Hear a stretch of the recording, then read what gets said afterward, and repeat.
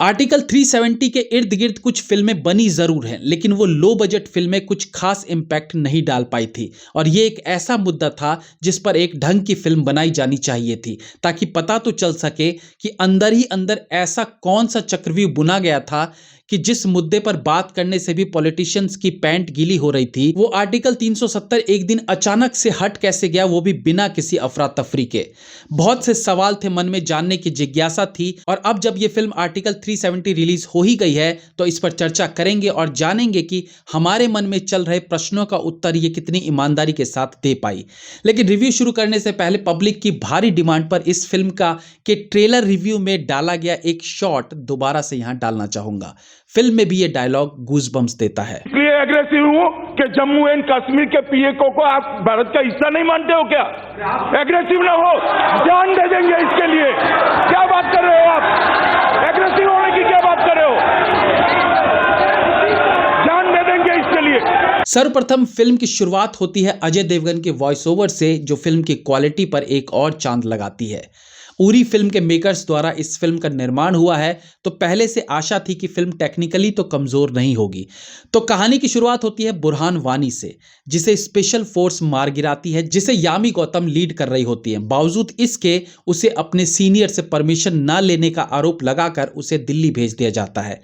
ये फिल्म भले आर्टिकल 370 के हटाए जाने पर बेस्ड है, लेकिन उसके पीछे क्या कुछ खास घटा उसको भी फिल्म में कवर किया गया है। वो चाहे बुरहान वानी की मौत और उसके बाद कश्मीर के हालात को दिखाना हो, या वहां के करप्ट पॉलिटिशियंस की मनमानी पर फोकस करना हो, या फिर पुलवामा अटैक, सबको दिखाते हुए फाइनली कहानी 370 के हटाए जाने तक जाती है। और ये सारी चीजें फिल्म के असल प्लॉट से कनेक्ट भी करती है। यहाँ फिल्म में दिखाया हर इंसिडेंट एक दूसरे से कनेक्टेड रहता है, जिसके लिए राइटर और डायरेक्टर की तारीफ बनती है। एनीवेज, फिल्म के स्क्रीन प्ले की बात करें तो ये एकदम कसा हुआ फील होता है, और एक फीमेल एक्ट्रेस द्वारा लीड निभाए जाने के बाद भी स्क्रीन प्ले की कसावट आपको फिल्म से कनेक्टेड रखेगी। फीमेल लीड की बात मैंने इसलिए की कि हमारे भारतीय फिल्म इंडस्ट्री में नारी प्रधान फिल्में तो बनी है, लेकिन एक्शन के जॉनर में ये काम ना के बराबर हो पाता है। यानी ऐसी गिनती की फिल्में होंगी जहां एक्ट्रेस ने ढंग का एक्शन किया हो। ऑफ कोर्स श्रीदेवी रेखा जैसी एक्ट्रेस ने कुछ एक्शन फिल्में अपने दम पर उठाई हैं, बट वो काफी नहीं थी, और ऐसी फिल्में ज्यादातर फ्लॉप ही रही हैं। ऐसे में जब फिल्म के लीड एक्टर की कमान एक फीमेल के हाथ में हो और उसके बाद भी फिल्म देखने की एक्साइटमेंट बनी रहती है, तो स्क्रीन प्ले राइटर का कमाल कहा जाना चाहिए। एक्ट्रेस पर आगे बात करेंगे। फिल्म में यामी गौतम का एक पास्ट है, लेकिन उस पास्ट को मात्र 2 सीन्स में क्लैरिफाई कर देना एक अच्छे स्क्रीन प्ले राइटर की निशानी है, क्योंकि फिल्म देखते हुए 370 पर क्या कुछ हुआ वो जानने की जिज्ञासा रहती है। बावजूद उसके यामी का पास्ट फिल्म का इंपॉर्टेंट सीन था, तो उसे दिखाना भी था, और उस पर ज्यादा समय देकर कहानी में ठहराव भी नहीं लाना था। तो उसे जिस तरीके से कम शब्दों और कम सीन में दिखाया गया वो बेहतरीन है। दूसरी बात कि ये एक ऐसा सब्जेक्ट था जो टेक्निकली हर किसी को समझ आ जाए ये जरूरी नहीं। ऐसे में कुछ एग्जाम्पल्स के साथ सिचुएशन को समझाना भी अच्छी राइटिंग का नतीजा है।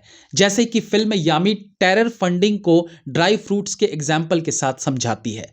दूसरी जो इस फिल्म की खास बात थी वो थी रिसर्च।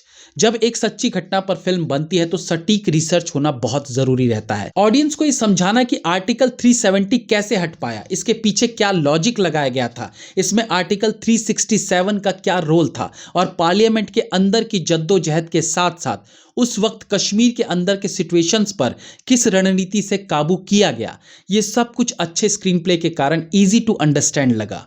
इसके बाद जिस तरीके से रियल फुटेजेस का यूज किया गया वो इफेक्टिव लगता है। इसी प्रकार से बिना किसी लाए लपट के कश्मीर की कंडीशन को बताया गया। I mean of course Burhan Wani या एक आध और पात्रों को छोड़कर पॉलिटिशियन के नाम चेंज थे, बट स्टिल पत्थरबाजी, टेररिज्म, पॉलिटिशियंस की मंशा को मजबूत तरीके से संवादों के जरिए बताया गया है।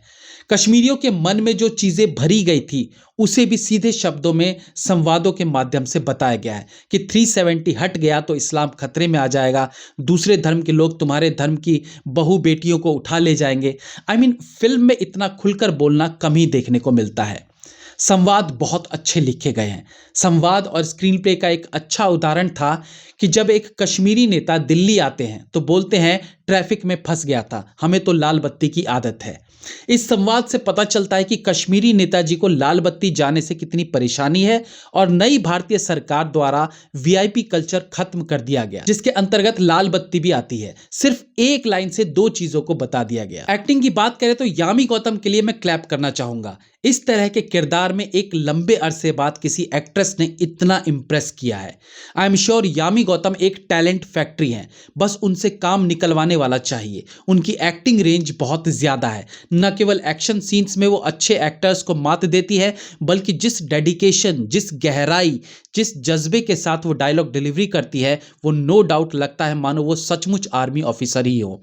She is brilliant in this movie. बाकी एक्टर्स में प्रिया मनी इंप्रेसिव लगी है। शायद ऐसा पहली बार हुआ होगा कि एक्टिंग के बारे में बात करते हुए दूसरी बार भी किसी फीमेल एक्टर का जिक्र हुआ हो।